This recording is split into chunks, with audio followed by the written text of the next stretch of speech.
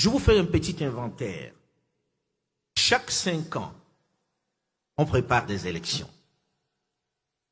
Il faut la sécurisation des bureaux, l'impression des bulletins de vote, la machine à voter. L'État bailleur de fonds dépense chaque 5 ans des dizaines de millions d'euros pour organiser des élections présidentielles, parlementaires ou locales. Des coûts parfois polémiques, surtout lorsqu'ils ralentissent les processus électoraux. Parfois, la facture explose.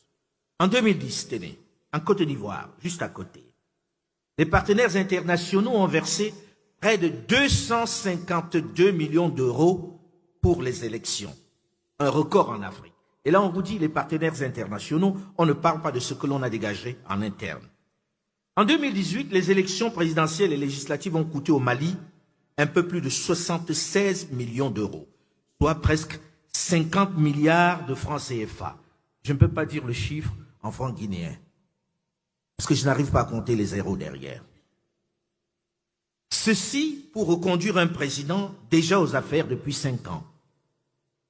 3 ans après, un peu comme si on l'avait prévu, le président en question a été renversé. Cela veut tout simplement dire que les 76 millions d'euros qu'on a dépensés, c'est un peu comme si on avait pris ça, on a plié, on a mis dans la chasse et on a tiré la chasse. 76 milliards de francs, 50 milliards de francs.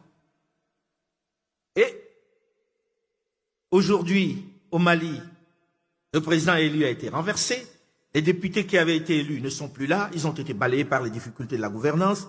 Et cette somme mise dans les élections correspond à plus de 10 hôpitaux de référence dont ont vraiment besoin les populations. Des hôpitaux qu'ils n'auront jamais.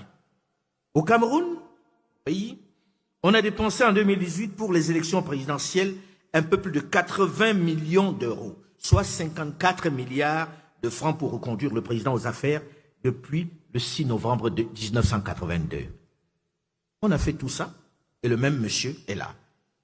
On a les mêmes représentants à l'Assemblée nationale, soit l'équivalent de 530 écoles de qualité dans le pays, ce qui aurait changé considérablement le modèle scolaire et académique. Je ne parle pas du nombre d'hôpitaux qui auraient été construits pour le même prix. Des choses très très concrètes qui auraient changé la vie des populations.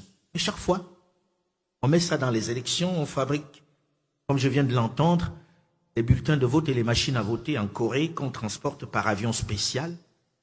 Et dès que les élections sont terminées, on les met à la poubelle. Terminé. Au Burkina Faso, en 2015, on a dépensé pour la présidentielle et législative un peu plus de 47 millions d'euros, soit plus de 30 milliards de francs CFA dans un pays enclavé où on manque de tout, où les hôpitaux sont des mouroirs et où la priorité doit être la sécurité face à des bandes armées, des voleurs qui tuent sans discernement dans les villages du pays, où les militaires manquaient d'équipement pour défendre l'intégrité du territoire. Après avoir dépensé cette somme, il y a moins de 2 ans, le président Roch-Marc Christian Kaboré, qui avait été élu, a été renversé. Et le Parlement dissous. Encore de l'argent mis dans les toilettes. Tout ça, on est content, on recommence à chaque fois.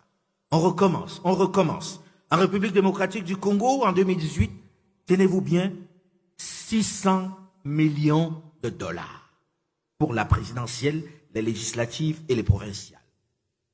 Soit près de 350 milliards de francs CFA. Ceci correspond, tenez-vous bien, à 400 km de route dans cet immense territoire totalement enclavé.